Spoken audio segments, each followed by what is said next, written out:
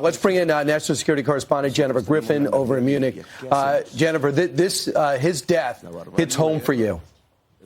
Well, Brian, as you know, I lived in Moscow for 3 years, and I've been following the Putin kleptocracy and autocracy for the past 25 years. I think what's notable about Navalny's death today is the timing of the announcement. It's coming as the global leaders are meeting in Munich at a security conference to figure out how to deter Russia's President Vladimir Putin, how to deal with an expansionist Russia. This is a message that is being sent to those leaders. It's a mafia-style message from Putin, from the Kremlin. It's no coincidence that President Vladimir Zelensky of Ukraine was on stage speaking shortly after this announcement came. I think it's also notable that Navalny's longtime chief of staff put out that if this is true, then it's not Navalny died. It should not be reported that Navalny died. It's Putin killed Navalny, and only that from his longtime chief of staff. Navalny's wife, Yulia, is in Munich as we speak. She was there last night having dinner with the former U.S. ambassador to Moscow, Michael McFaul. I've had dinner in the past with his daughter, who is a very, very brave young woman. She's a senior at Stanford University. Dasha is just a paragon of strength like her father. But I think what's also notable is there was a video yesterday of Navalny in court, which I think we have, and it shows that he did not look ill. Now, he's been in solitary confinement and disappeared and was sent to the prison 40 miles north of the Arctic Circle, and he disappeared for 3 weeks in December, which had his family extremely concerned. But that video yesterday of him in court, he was laughing and joking with the judge, even mocking the judge. And then today we get news that he's collapsed in the prison and died. What's also notable, Brian, is that the timing of the Kremlin announcement, the Kremlin put out a statement literally 2 minutes after Navalny's stated time of death in that statement from the prison system. If that doesn't give you all the clues, you know that the Kremlin knew this was coming or had a heads up.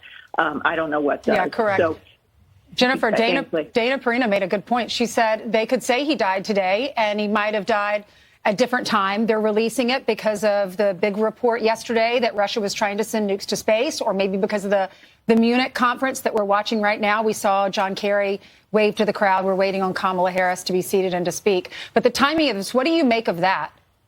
Well, I think, Ainsley, again, we saw video of Navalny speaking in court. It was a video link. He was very much alive, very much not looking week yesterday. So you don't question the date of that. You know that happened yesterday. So, well, anything in Russia, it's hard to know because right. This is a autocratic, iron-fisted, freedoms and truths are something that are lacking in Russia right now. So I can't say for certain, but I do know that this is the timing of this is designed to send fear through NATO allies, to send a message to those who are trying to stand up and defend President Zelensky in Ukraine. It's coming at a very crucial time in terms of a debate in Congress about sending more military aid to Ukraine so that they do not lose this war to Russia and empower Putin further.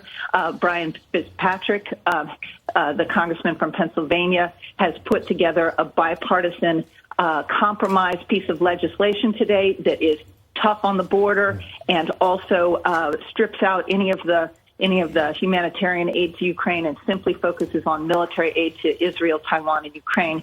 That is a piece of legislation that should get serious attention today before the House of Representatives leaves for 2 weeks. This is a very crucial time, Brian, as you know. That is why these allies are meeting in Munich. And the timing of the announcement of Navalny's death was a mafia-style message from Putin to those NATO allies, to his opponents domestically in Russia.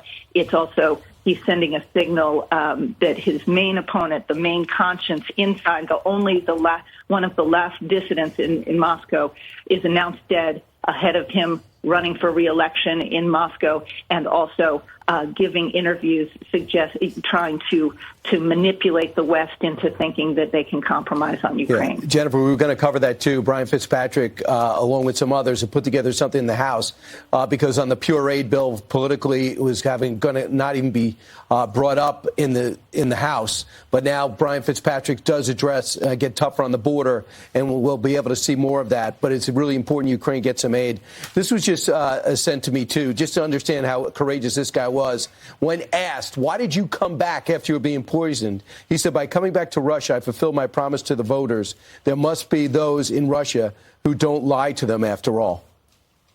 Let's not forget, Brian, how much a threat he was to Vladimir Putin. When he was poisoned by those KGB agents, when he was Alexei Navalny had been fighting for a decade, pointing out the corruption of Putin. He was sending drones up over Putin's mansions and embarrassing the Kremlin leader by showing how he was stealing money from the Russian people. Yeah. That is one message that the Russian people certainly respond to.